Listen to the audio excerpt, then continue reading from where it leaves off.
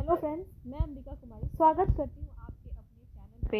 हिंदी साहित्य के इतिहास को हम लेकर चल रहे हैं और आज मैं आपको उपन्यास से संबंधित प्रश्न करवाने वाली हूँ।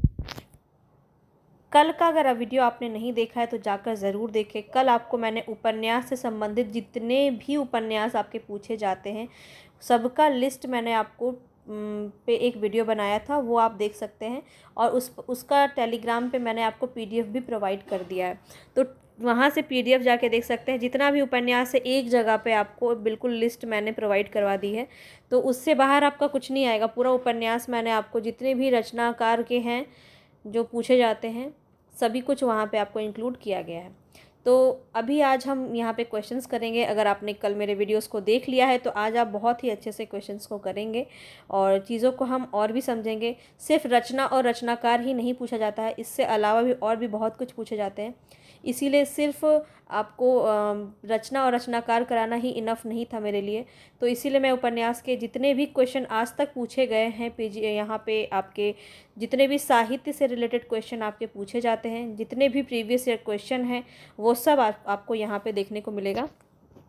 ज़्यादातर DSSB के questions, TGT PGT UP TGT PGT, net JRF के क्वेश्चन, झारखंड यूपी PGT सारे का इंक्लूड किया गया है इसमें। तो पूरा प्रीवियस ईयर क्वेश्चन आप प्रैक्टिस कर रहे हो यहाँ पे। तो अगर मेरे चैनल पे अब तक नए हो तो सब्सक्राइब कर लो और बेल आइकन को प्रेस कर लो, ठीक है। तभी मेरे वीडियोस के नोटिफिकेशन आप तक पहुँचेंगे और आप इसे देख पाओगे। क्वेश्चंस स्टार्ट करते हैं। पसंद आएगा तो लाइक ज़रूर कीजिएगा, आपका लाइक मुझे मोटिवेट करता है, तो इसे बनाए रखिएगा। चलते हैं। नहीं पसंद आएगा तो बता दीजिएगा कि कमेंट बॉक्स में जाके क्या चीज़ें आपको इसमें बुरी लगी और क्या इसे बेहतर किया जा सकता है। अब हम अपने क्वेश्चंस को देख लेते हैं। यहाँ पहला ही क्वेश्चन है हमारा, मैला आंचल कहानी या मतलब इस कहानी का कथा क्षेत्र, ठीक है ये उपन्यास, ठीक है, कहानी नहीं है, ये एक उपन्यास है। क्वेश्चन के पूछने का भाव और जो अर्थ है इसको समझने की कोशिश कीजिएगा। जो कथा क्षेत्र है ये कहाँ से लिया गया है, तो ये आपका लिया गया है बिहार से, तो डी यहाँ पे आपका राइट ऑप्शन हो जाएगा। कहाँ से अगर मैं बात करूँ मैला आंचल की, अगर मैं बात करूँ मैला आंचल की तो 1954 में मैला आंचल लिखा गया है। और ये किसने लिखा है, तो फणीश्वर नाथ रेणु ने लिखा है। यह एक आंचलिक उपन्यास है, इतनी बात आपको ध्यान रखनी है। और अगर मैं बात करूँ बिहार में कहाँ, तो पूर्णिया जिले के मेरीगंज गांव से यहाँ पे लिया गया है इस कथा कहानी को, ठीक है। तो ये क्वेश्चन आपका काफ़ी ज़्यादा पूछा जाता है, आप इसका एक्सप्लेनेशन यहाँ पे देख सकते हैं। मेरीगंज गांव से लिया गया आंचलिक उपन्यास है 1954 में। ये किसका है, तो फणीश्वर नाथ रेणु का उपन्यास है, ठीक है। रेणु हिंदी में आंचलिक उपन्यास के जन्मदाता माने जाते हैं। आंचलिक उपन्यास, ध्यान रखेंगे, केवल उपन्यास नहीं, आंचलिक उपन्यास के जन्मदाता माने जाते हैं इनकी। और देखें अगर उपन्यास तो परती परिकथा, दीर्घतपा, जुलूस, पलटू बाबू, इनके अलग से और भी बहुत सारे उपन्यास हैं। और मैला आंचल कहानी नहीं है बल्कि उपन्यास है। तो ये जो है ना क्वेश्चन में थोड़ा सा मिसप्रिंट था। आगे चलते हैं, यहाँ पे क्वेश्चंस देखते हैं। निम्न में से कौन सा सूर्यकांत त्रिपाठी द्वारा रचित उपन्यास नहीं है, तो देखिए यहाँ पे प्रभावती, अलका और निरुपमा, ये तीनों ही रचना किसकी है, सूर्यकांत त्रिपाठी की है। तो यहाँ पे पूर्ण प्रकाश जो है ये किसकी हो जाएगी, पूर्ण प्रकाश जो भारतेंदु हरिश्चंद्र की अनुदित उपन्यास है, पूर्ण प्रकाश ध्यान रखेंगे हरिश्चंद्र की है। और बाकी जो शेष तीन हैं वो सूर्यकांत त्रिपाठी निराला के हैं। आगे चलते हैं। जन्म काल के अनुसार बताना है यहाँ पे कौन कौन सा आपका सही होगा। तो क्रम के क्वेश्चन फेवरेट है एग्जामिनर के, हार्ड बनाना होगा तो वो क्रम क्वेश्चन आपको डाल दिया जाएगा उसमें। तो यहाँ पे आपको बता देती हूँ, डी ऑप्शन बिल्कुल सही है। कैसे, तो इसका डेट आप देख लीजिए। भगवती चरण वर्मा की अगर मैं बात करूँ तो 1903 में इनका जन्म हुआ, ठीक है। जैनेन्द्र की बात करूँ तो 1905 में इनका जन्म हुआ। हजारी प्रसाद द्विवेदी का 1907 में जन्म हुआ। और अमृतलाल नागर का 1916 में। ये डेट आप लिख सकते हैं, इसको याद कर सकते हैं। चलते हैं आगे नेक्स्ट क्वेश्चन की तरफ। नेक्स्ट क्वेश्चन यहाँ पे देखिए, आप इनका यहाँ पे जान लीजिए कुछ बातों को। तो एक मिनट, क्वेश्चन ही दूसरा है ये। यहाँ देखिए, कौन सा उपन्यास प्रवर्तक जो है तिलस्मी अय्यारी जो उपन्यास है ये किसके प्रवर्तक माने जाते हैं? तो यहाँ पे देखिए जो गोपाल कृष्ण गहमरी था, कल हमने जो देखा था उसमें मैंने आपको बताया था जितने भी जो तिलस्मी चीज़ें होंगी, अय्यारी चीज़ें यानी कि जो जासूस वाली जिस टाइप की उपन्यास है वो कौन लिखते थे? गोपाल राम गहमरी लिखते थे। तो यहाँ पे अच्छा यहाँ अय्यारी तिलस्मी पूछा जा रहा है, माफ़ी चाहूँगी। तो यहाँ पे आपका तिलस्मी अय्यारी क्वेश्चन पूछा जा रहा है, जो आपका जादू टोना टाइप का जो क्वेश्चन होता था, जादू टोना टाइप का जो उपन्यास होता था, तिलस्मी होता था, तो उसके जो है प्रवर्तक कौन हो जाएंगे? बाबू देवकी नंदन खत्री हो जाएंगे। ठीक है, गोपाल राम गहमरी मुझे याद आ गया अभी, क्योंकि मैंने अभी जस्ट इनका नीचे में देखा था रचना, तो मुझे लगा वही क्वेश्चन है। तो गोपाल राम गहमरी जो है वो आपका जासूसी प्रकार की इनकी रचनाएं होती थी। तो इतना बात आप ध्यान रखिएगा। ठीक है, यहाँ पे देख लीजिए, तिलस्मी अय्यारी की बात की जाए तो बाबू देवकी नंदन खत्री इनका जो इम्पोर्टेंट है चंद्रकांता संतति, नरेंद्र मोहिनी, वीरेंद्र वीर, कुसुम कुमारी, अनूठी बेगम, गुप्त गोदना आदि इनकी जो है रचना उपन्यास मानी जाती है। गोपाल राम गहमरी की जो हिंदी जासूसी उपन्यास के प्रवर्तक माने जाते हैं। देखिए मैं बोल वही रही थी, बस यहाँ पे क्वेश्चन अलग था। ठीक है, तो यहाँ पे मैंने देखा था इनका, इसलिए मेरे मुंह से निकल गया। इनका जो उपन्यास है वो अद्भुत लाश, बेकसूर की फांसी, खूनी कौन, सरकटी लाश, जासूस की भोल, इस तरह की जो रचना है वो किसकी होती है? गहमरी जी की होती है। आगे चलते हैं, नेक्स्ट क्वेश्चन पे देखते हैं। यहाँ बताना है चक्करदार चोरी उपन्यास के लेखक कौन हो जाएंगे। ठीक है, यहाँ पे ये बताना है आपको। ये रोज़ाना आपको 6 बजे इसकी क्लास मिल जाएगी। 7 बजे रोज़ आपको क्लास मिल जाएगी। हिंदी साहित्य या व्याकरण, ये दोनों अल्टरनेटिव चलेंगे। ज़्यादा उपन्यास पे, ज़्यादा हम साहित्य पर फोकस करेंगे। ठीक है, तो यहाँ पे चक्करदार चोरी बताना है आपको कौन सा हो जाएगा। तो ये आपका राइट ऑप्शन हो जाएगा गोपाल राम गहमरी। ठीक है, चोरी चकारी ये सब जो है इस पे कौन लिखते थे? गोपाल राम गहमरी लिखते थे। ठीक है, ये सब इनकी रचना आप देख सकते हैं। आगे चलते हैं नेक्स्ट क्वेश्चन पे। किस्सा और दृष्टि को जोड़ने वाला तत्व उपन्यास में चरित्र सृष्टि है। ये जो कथन है, ये कथन बहुत ज़्यादा इंपॉर्टेंट है, यहाँ से आपका बहुत ज़्यादा पूछा जाता है। तो रामस्वरूप चतुर्वेदी, डी ऑप्शन आपका बिल्कुल सही हो जाएगा। किस्सा और दृष्टि को जोड़ने वाला तत्व उपन्यास में चरित्र सृष्टि है, ये आपका रामस्वरूप चतुर्वेदी का हो जाएगा। उपेंद्र नाथ अस्क का बताना है कि इनकी जो उपन्यास है, क्या नाम है इनका? गर्म राख। यह कब प्रकाशित हुआ? गर्म राख कब प्रकाशित हुआ ये बताना है। तो यहाँ पे राइट ऑप्शन हो जाएगा 1952। बी ऑप्शन यहाँ पे बिल्कुल सही हो जाएगा। ठीक है, 1952 में गर्म राख इनका प्रकाशित हुआ था। उपेंद्र नाथ अस्क की बात करें तो मध्यम वर्ग का चितेरा उपन्यास का इनको माना जाता है। इनकी और भी उपन्यासकार जैसे सितारों का खेल, गिरती दीवारें, बड़ी बड़ी आंखें, पत्थर अलपत्थर, शहर में घूमता आईना, ये सब इनकी, ये दिया भी होगा, मैं आपको दिखा देती हूँ। हाँ, यहाँ पे आप देख सकते हैं प्रमुख उपन्यास है सितारों का खेल, गिरती दीवारें, बड़ी बड़ी आंखें, इसको आप नोट कर सकते हैं। आगे और भी है,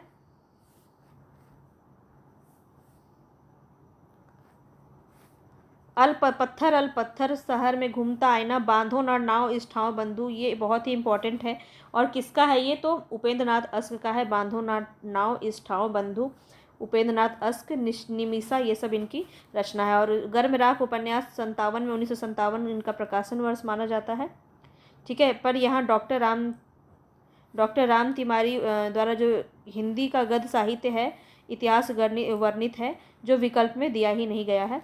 तो यहाँ पे 1952 दिया गया था, तो ठीक है, इसी को मान लिया गया है। लेकिन अगर यहाँ पे 1957 आपको देखा जाता है तो वही आपका सही हो जाएगा। आगे चलते हैं, बाजार के बीच बाजार के खिलाफ, बाजार के बीच बाजार के खिलाफ, ये किसकी है? तो प्रभा खेतान की है, बी ऑप्शन आपका बिल्कुल सही हो जाएगा। आगे चलते हैं, आचार्य राम हजारी प्रसाद द्विवेदी की उपन्यास यहाँ पे बताना है कौन सा होगा। निर्विसिया, बुधवा की बेटी, पुनर्नवा और निरुपमा। तो यहाँ पे राइट ऑप्शन होगा पुनर्नवा बिल्कुल हजारी प्रसाद द्विवेदी की रचना है यहाँ पे। ठीक है, बुधवा की बेटी किसकी है? बुधवा की बेटी बेचन पांडे शर्मा उग्र की है। ठीक है, और यहाँ पर अगर मैं बात करूँ निर्वासिता किसकी है, तो ये निर्वासिता किसकी है? ये मुझे याद नहीं आ रहा है, एक्सप्लेनेशन में ज़रूर होगा, देख लेते हैं। हजारी प्रसाद द्विवेदी द्वारा लिखा गया है यहाँ पे उपन्यास, देख लीजिए कौन कौन सा है। बाण भट्ट की आत्मकथा, चारूचंद्र लेख पुनर्नवा, अनाम दास का पोथा, जबकि निर्वासिता हाँ अनूप लाल मंडल की है और निरुपमा निराला की है, बधवा की बेटी, पांडे बेचन शर्मा उग्र की है। चलते हैं आगे नेक्स्ट क्वेश्चन की तरफ। नेक्स्ट क्वेश्चन है यहाँ पे पंडित श्रद्धा फुलोरी के उपन्यास भाग्यवती का रचनाकाल बताना है यहाँ पे। तो भाग्यवती जो है श्रद्धाराम फुलेरी की है, ये भी बात आप ध्यान रखेंगे। और इसका जो है रचना कब यहाँ प्रकाशित हुआ था, तो 1777, यहाँ पे सी ऑप्शन आपका बिल्कुल सही हो जाएगा। ठीक है, भाग्यवती का रचनाकाल 1877 हो जाएगा। आगे चलते हैं नेक्स्ट क्वेश्चन पे। झूठा सच का दूसरा भाग कब प्रकाशित हुआ, मतलब शीर्षक क्या है ये पूछा जा रहा है आपका। तो दूसरा भाग जो है यहाँ पे देश का भविष्य नाम से इसको पूरा आप जान लीजिए अच्छे से। झूठा सच उपन्यास किसकी है, तो यशपाल की है। और इसका पहला भाग का शीर्षक था वतन और देश। लिख लीजिए, इसको नोट कर लीजिए। पहले भाग का शीर्षक था वतन और देश 1958 और दूसरे भाग का शीर्षक था देश का भविष्य 1960। यशपाल की और भी अनेक कृतियां हैं जिससे क्वेश्चन आपका काफ़ी ज़्यादा पूछा जाता है। दादा कामरेड, देशद्रोही, दिव्या, पार्टी कामरेड, मनुष्य के रूप, अमिता, अप्सरा का साप, तेरी मेरी उसकी बात। तो ये सभी इसमें इंपॉर्टेंट आपका देखने को मिलता है। चलते हैं आगे नेक्स्ट क्वेश्चन की तरफ। नेक्स्ट क्वेश्चन हम करेंगे फणीश्वरनाथ रेणु कृत आंचलिक उपन्यास के बारे में। तो हमने आपको अभी अभी बताया है मैला आंचल, डी ऑप्शन यहाँ पे बिल्कुल सही हो जाएगा। आगे यहाँ पे आप देख सकते हैं रेणु के बारे में बहुत सारी बातें कही गई हैं। तो फणीश्वरनाथ रेणु कृत आंचलिक उपन्यास है मैला आंचल 1954। आगे और भी देख लीजिए। फणीश्वरनाथ रेणु आंचलिक उपन्यासकार हैं और मैला आंचल पूर्णिया जिले के मेरीगंज गांव से लिया गया है। फणीश्वरनाथ रेणु के मुख्य उपन्यास निम्न में से कौन है, तो मैला आंचल, परती परिकथा, दीर्घतपा, जुलूस, कितने चौराहे, पलटू बाबू रोड, राम रतन राय। अपूर्ण है ये, इसको भी बात को ध्यान को रखेंगे। और इसमें क्या बातें कही गई हैं, तो फणीश्वरनाथ रेणु अपना साहित्यिक गुरु बंगला उपन्यासकार सतीनाथ भागुदड़ी को मानते हैं, इस बात को भी ध्यान रखेंगे। और आंचलिक उपन्यास के जन्मदाता कौन है, फणीश्वरनाथ रेणु हैं। मृगनयनी 1950 वृंदावन लाल वर्मा की है। शेखर एक जीवनी 2 भाग में प्रकाशित है। शेखर एक जीवनी। मृगनयनी किसकी है, तो वृंदावन लाल वर्मा की है। शेखर एक जीवनी किसकी है, तो अज्ञेय की है। 2 भाग में है, पहला भाग 1940, दूसरा भाग 1944 में प्रकाशित हुआ। गोदान 1936 में इसको प्रेमचंद ने लिखा है। और वृंदावन लाल वर्मा को हिंदी में सर वॉल्टर स्कॉट की उपाधि दी गई है। सर वॉल्टर स्कॉट की उपाधि किसको दी गई है, वृंदावन लाल वर्मा को लिख दी गई है। एक्सप्लेनेशन से आपको लगभग 10 क्वेश्चन यहाँ पे करवाए गए। आगे चलते हैं, राग दरबारी से संबंधित क्वेश्चन है यहाँ पे। तो राग दरबारी किसका रचना है, श्रीलाल शुक्ल का है। बी ऑप्शन आपका बिल्कुल सही हो जाएगा। राग दरबारी उपन्यास शिवपालगंज की जिंदगी का यथार्थ चित्रण है। श्रीलाल शुक्ल के उपन्यासों में राजनीति, व्यंग एवं आंचलिकता का मिश्रण है। इनकी प्रमुख उपन्यास देख लीजिए। सूनी घाटी का सूरज, अज्ञातवास, राग दरबारी, सीमाएं टूटती है, मकान, पहला पड़ाव, विश्रामपुर का संत।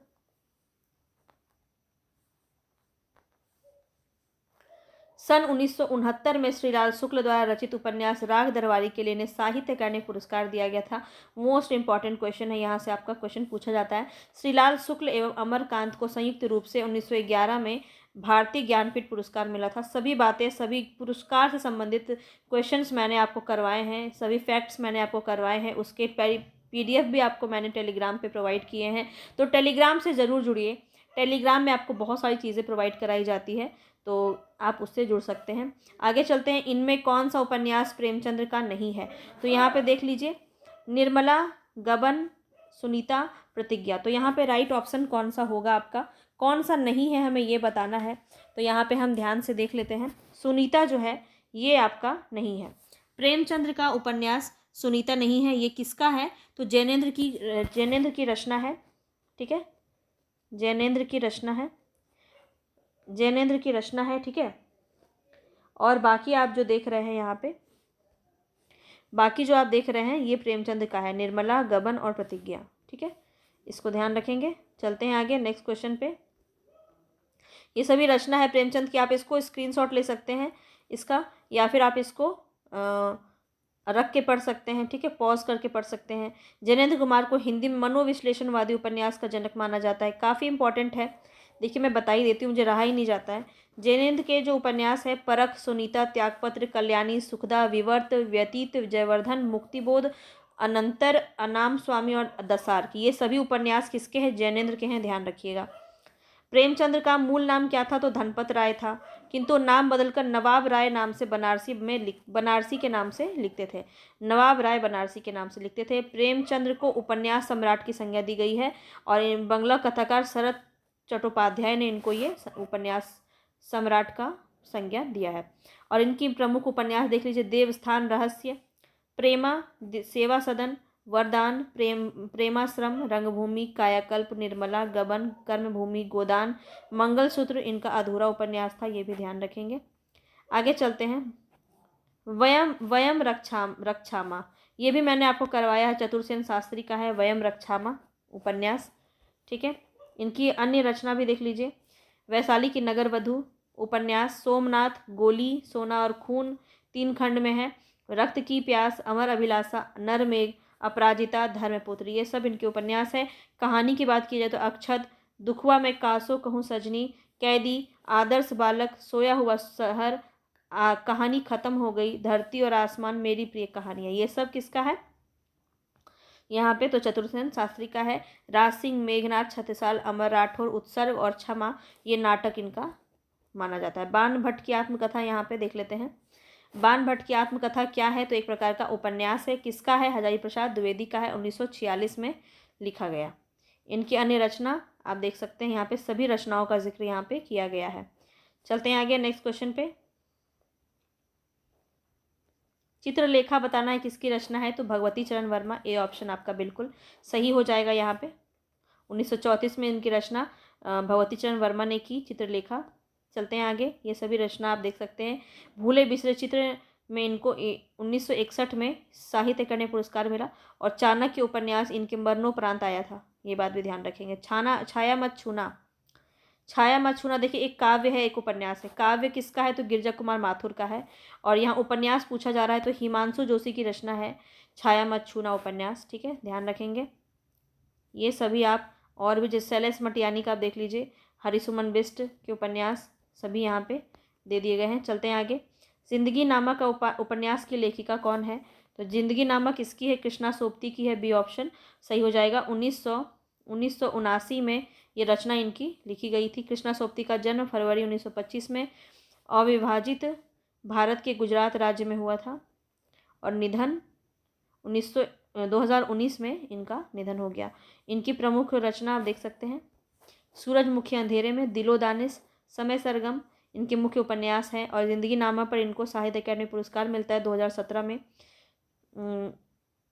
साहित्य अकादमी पुरस्कार मिलता है इनको 1980 में, ठीक है, जिंदगी नामा के लिए। और 2017 में भारतीय साहित्य के सर्वोच्च सम्मान ज्ञानपीठ पुरस्कार से भी इनको नवाजा जाता है, सम्मान किया जाता है। 1980 में रचित बादलों के घेरे में कहानी इनकी प्रमुख कहानी संग्रह है। और हम हसमत संस्मरण, मित्रों मरजानी उपन्यास इनका बहुत ही प्रसिद्ध है।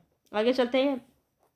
यहाँ बताना है प्रकाशन वर्ष की दृष्टि से, काफ़ी ज़्यादा पूछा जाता है तो इसमें अगर आपको याद ना रहे तो ऐसे याद आप कर लीजिए कि सेवा सदन पहले था, गोदान बाद में था। कौन सा है? डी ऑप्शन है आपका बिल्कुल सही हो जाएगा, ठीक है। अगर मैं बात करूँ इसका समय का तो सेवा सदन कब आया था? 1918 में। रंगभूमि 1925 में। कर्मभूमि 1932 में। और गोदान आया था 1936 में, ठीक है, लास्ट था ये इनका गोदान। इस तरह से आप इसको देख सकते हैं। चलते हैं आगे नेक्स्ट क्वेश्चन पे। कौन सा कथन सही है यहाँ पे देख लेते हैं। बाण भट्ट की आत्मकथा पूर्णतया कल्पनाश्रित उपन्यास है। चारुचंद्र लेख, यहाँ पे क्या बताना है आपको? तो कौन सा कथन सही नहीं है, नहीं बताना है। तो कल्पनाश्रित उपन्यास नहीं है, तो यहाँ पे ए ही ऑप्शन आपका सही हो जाएगा, ठीक है। ये आ ही नहीं रहा, छोड़िए। ये जो है आपका ए जो है आपका बिल्कुल सही हो जाएगा। चारुचंद्र लेख में गहवार नरेश चंद जयचंद की पराजय के बाद का समय चित्रित है, ये भी सही है। और पुनर्नवा में समुद्रगुप्त के समय को उपन्यास का विषय बनाया है, ये भी आपका सही है। अनाम दास का पोथा उपनिषद काल का काल्पनिक वर्णन है, ये भी आपका सही है। तो यहाँ पे कौन सा गलत था, यही वाला गलत था, और आपको असत्य ही बताना है, तो यही सही हो जाएगा। आगे चलते हैं नेक्स्ट क्वेश्चन की तरफ। इसमें आपको कौन सा कथन सही नहीं है ये बताना है, कौन सा कथन सही नहीं है, ठीक है, नहीं बताना है यहाँ पे। तो देख लेते हैं यहाँ पे कौन सा आपका सही होगा। पहला गिरमिटिया में गांधी जी द्वारा दक्षिण अफ्रीका में चलाए गए सत्याग्रह आंदोलन का चित्रण है, बिल्कुल सही है। खंजन नयन अमृतलाल नागर का है, सूरदास के जीवन वृत्त पर चित्रित है, ये भी सही है। अपने अपने अजनबी मुख्य समस्या स्वतंत्रता वर्ण की है, ये भी आपका सही है। तो अर्धनारीश्वर विष्णु प्रभाकर के स्त्रियों का महिमा मंडन नहीं, ये आपका इसमें स्त्रियों का महिमा मंडन इसमें जो है विष्णु प्रभाकर का नहीं, यहाँ पे राइट ऑप्शन डी ही आपका होगा, ठीक है। तो इसमें अगर बात किया जाए तो विष्णु प्रभाकर का ये चर्चित उपन्यास है जो नर और नारी के सुर और स्वर में मिलन की प्राप्ति का प्रयास किया गया है, ठीक है। तो यहाँ पे स्त्रियों का बखान नहीं किया गया है, तो इस तरह से आप इसको देख सकते हैं, इसको आप पढ़ सकते हैं, स्क्रीनशॉट ले सकते हैं। चलते हैं आगे नेक्स्ट क्वेश्चन पे। नेक्स्ट क्वेश्चन है पोस्ट ऑफिस नंबर 203 नाला सुपारा। पोस्ट ऑफिस नंबर 203 नाला सुपारा। देखिए यहाँ पे आपको सारे प्रीवियस से क्वेश्चन कराए जा रहे हैं, तो काफ़ी सारे क्वेश्चंस आपको देखने को मिलेंगे और बहुत हेल्प मिलेगी आपको। तो सभी को अच्छे से देख लिए, प्रैक्टिस कीजिए और बताइए मुझे कि आपका कौन सा इसमें सही हो रहा है। तो यहाँ पे राइट ऑप्शन आपका डी हो जाएगा, चित्रा मुग्दल। चित्रा मुग्दल की रचना है ये, ठीक है। अब यहाँ पे आप देखें अगर तो नाला सुपारा जो है चित्रा मुग्दल की है, 5 दिसंबर 2018 को साहित्य अकादमी पुरस्कार मिला था इनको। इनके अन्य उपन्यास देख लीजिए, आवा, लपटे, पेंटिंग अकेली है, पोस्ट बॉक्स नंबर 203 नाला सुपारा 2016 में लिखा गया, इनका बहुत ही रिसेंट में लिखा गया उपन्यास है, ठीक है। और रिसेंट में ही ये क्वेश्चन भी आया है आपका, 2020 का ये क्वेश्चन आपका आया है उत्तराखंड पीसीएस लेक्चरर में, ठीक है। आगे चलते हैं, प्रभा खेतान हो गया, हमने कई बार देख लिया इनका, देख लेते हैं फिर से। प्रभा खेतान का उपन्यास यहाँ पे बताना है, तालाबंदी, छिन्नमस्ता, अपने अपने चेहरे, पीली आंधी, ये सब प्रभा खेतान की है। मैत्री पुष्पा की अगर मैं बात करूँ तो स्मृति दंस, बेतवा बहती रही, इदनमम, चाक, झूला नट, ये सब किसका है, मैत्री पुष्पा का है। चलते हैं आगे, यहाँ पे मिलान करना है कौन सा आपका सही होगा, तो देख लेते हैं यहाँ पे क्या क्या सही होगा। कुरु कुरु स्वाहा किसका है, मनोहर श्याम जोशी का है, मनोहर श्याम जोशी का है। मरी हुई मछली किसका है, राजकमल चौधरी का है। काला जल किसका है, काला जल गुलेशेर खान सानी का है, ठीक है। और झीनी झीनी बीनी चदरिया ये किसका है, तो ये अब्दुल बिस्मिल्लाह का है। इस तरह से आपका क्वेश्चन कौन सा सही हो जाएगा, 3 1 4 3 3 1 4 2 3 1 4 2 आपका सही हो जाएगा, सी ऑप्शन। नेक्स्ट क्वेश्चन पे चलते हैं। आचार्य शुक्ल के अनुसार अंग्रेजी ढंग का हिंदी का पहला मौलिक उपन्यास बताना है, बहुत ही इंपॉर्टेंट है। देखिए आप कितने सारे क्वेश्चंस यहाँ पे एग्जाम में पूछे गए हैं ये वाला। तो शुक्ल के अनुसार बताना है अंग्रेजी ढंग का हिंदी का पहला मौलिक उपन्यास कौन सा होगा। तो यहाँ पे राइट ऑप्शन देख लेते हैं कौन सा होगा, बी ऑप्शन आपका यहाँ परीक्षा गुरु सही हो जाएगा। किसका है, लाला श्रीनिवास दास का है, ठीक है, लाला श्रीनिवास दास का है, 1882 में लिखा गया है, ठीक है। चलते हैं आगे, जो भाग्यवती है ये किसका है, बाकियों को भी देख लीजिए। भाग्यवती का किसका है, हमने अभी देखा है, श्रद्धा राम फिलौरी का है। नूतन ब्रह्मचारी किसका है, तो बालकृष्ण भट्ट का है। निस्सहाय हिंदू किसका है, तो राधा कृष्ण दास का है। चलते हैं आगे नेक्स्ट क्वेश्चन पे। शेखर एक जीवनी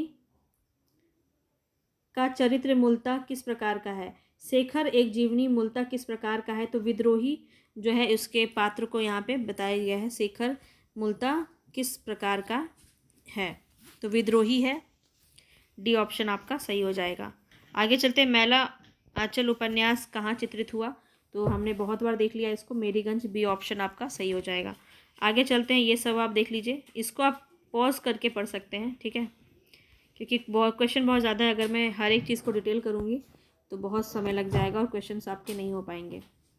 तो यहाँ पे हम आगे देख लेते हैं, यहाँ बताना है फणीश्वरनाथ रेणु का कौन सा नहीं है उपन्यास। तो देख लेते हैं कौन सा नहीं है। परती परी कथा, जुलूस, मैला आंचल, ये तीनों जो है फणीश्वरनाथ रेणु की रचना है। गढ़कुंठार जो है, गढ़कुंठार ए ऑप्शन यहाँ पे बिल्कुल सही हो जाएगा। गढ़कुंठार किसका है? वृंदावन लाल वर्मा का है, ध्यान रखेंगे। आगे चलते हैं।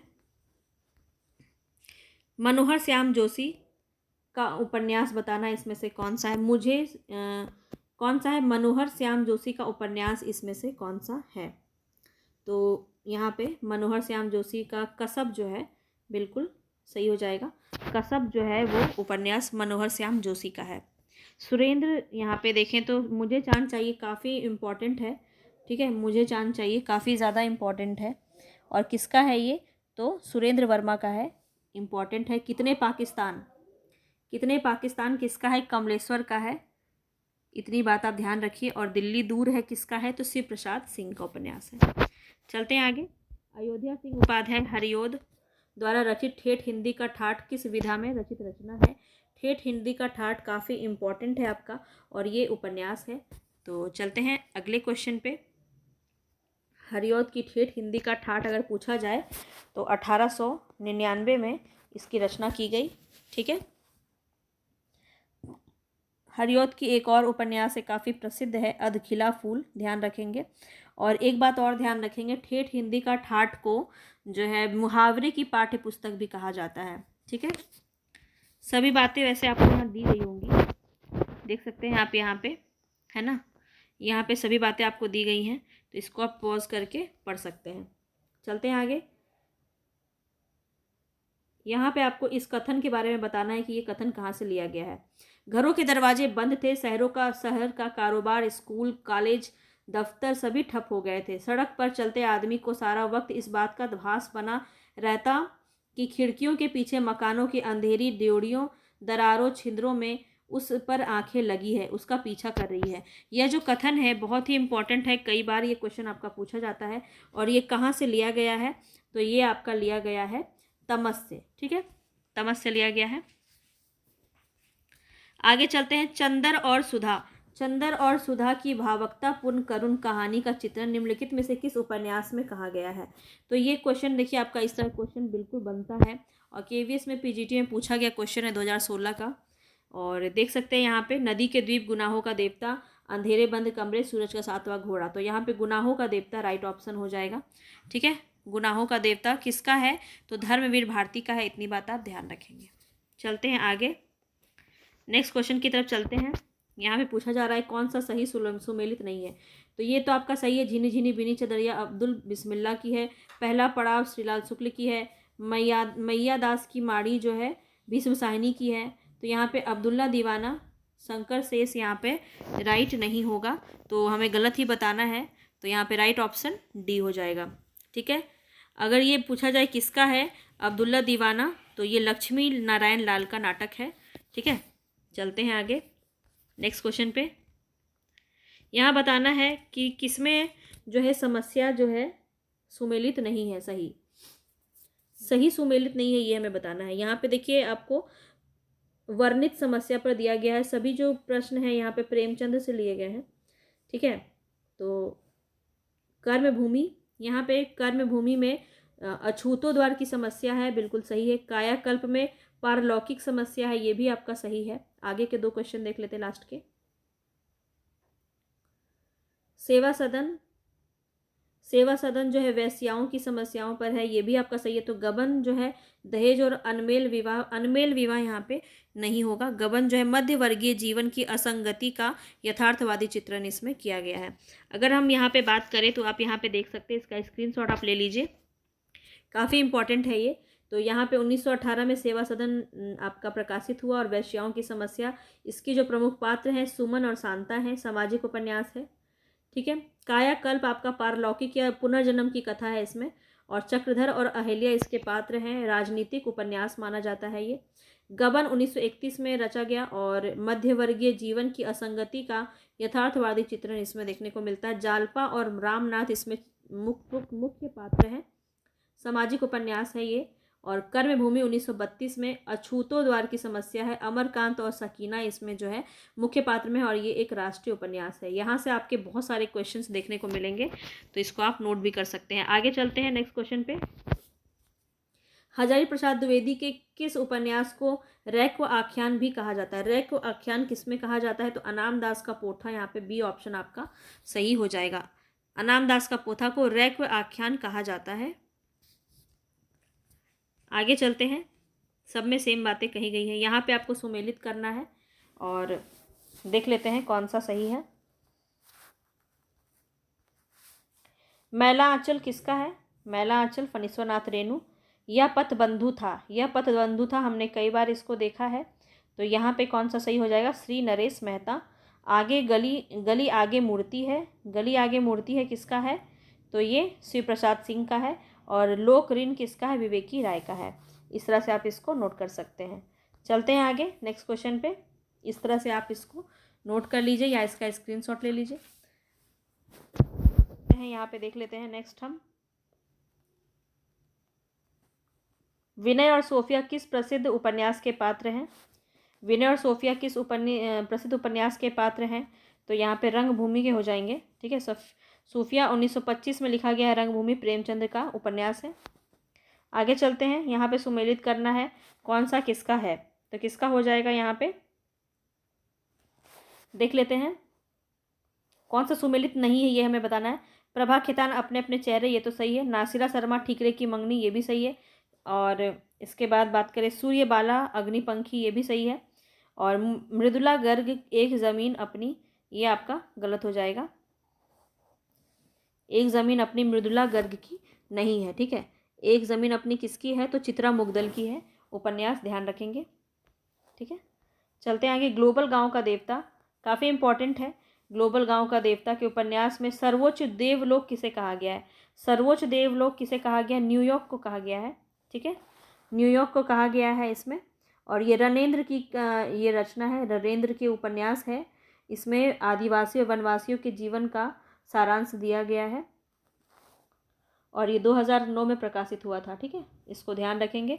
न्यूयॉर्क को इसमें सर्वोच्च देवलोक कहा गया है। आगे चलते हैं। प्रेम कहानी 80 तक क्वेश्चन आज हम देखेंगे, ठीक है। प्रेम कहानी में उठने वाले सामाजिक अवरोधों की पृष्ठभूमि पर लिखा गया उपन्यास है। कौन सा? प्रेम कहानी में उठने वाले सामाजिक अवरोधों की पृष्ठभूमि पर लिखा गया उपन्यास कौन सा है इसमें से, ये बताना है। और ये काफ़ी इंपॉर्टेंट है, यूपी टीजीटी में पूछा गया क्वेश्चन है 2021 में, बहुत रिसेंट में क्वेश्चन ये पूछा गया है। तो यहाँ पे राइट ऑप्शन हो जाएगा नीलू, नीलिमा, नीलोफर, भीष्म साहनिका, ठीक है। आगे चलते हैं। 80 तक क्वेश्चन आज हम करेंगे और आज का हमारा सेकेंड लास्ट क्वेश्चन है। एक ही कथानायक चेतन उपेंद्र नाथ के कई उपन्यासों के केंद्रीय पात्र हैं, उनके किस उपन्यास का नायक चेतन नहीं है? तो किसका चेतन नहीं है? गर्म राख में चेतन नहीं है, बाकी गिरती दीवारें, शहर में घूमता आईना, एक नन्ही कंदील, तीनों में आपका चेतन जो है एक प्रमुख पात्र है। आगे चलते हैं। उपन्यास का मोटापा उसके स्वास्थ्य पर वैसा ही असर डालता है जैसे मनुष्यों का मोटापा। तो ये कथन आपका किसका है? तो ये बच्चन सिंह का कथन है, इसको ध्यान रखेंगे। तो कैसा लगा आज का क्वेश्चन और कितने क्वेश्चन ज़रूर बताइएगा। सभी आप देख सकते हैं, सभी ये एग्ज़ाम में पूछी थी, के एग्ज़ाम में पूछा गया क्वेश्चन, तो बिल्कुल एक्सपेक्टेड है आपके भी एग्ज़ाम में देखने को मिल सकता है। तो प्रैक्टिस करते रहिए और कैसा लगा आपको, कितना क्वेश्चन सही हुआ, तो कमेंट बॉक्स में ज़रूर बताएं। मिलते हैं नेक्स्ट वीडियो में। पसंद आया होगा तो लाइक ज़रूर कीजिएगा। तब तक के लिए धन्यवाद।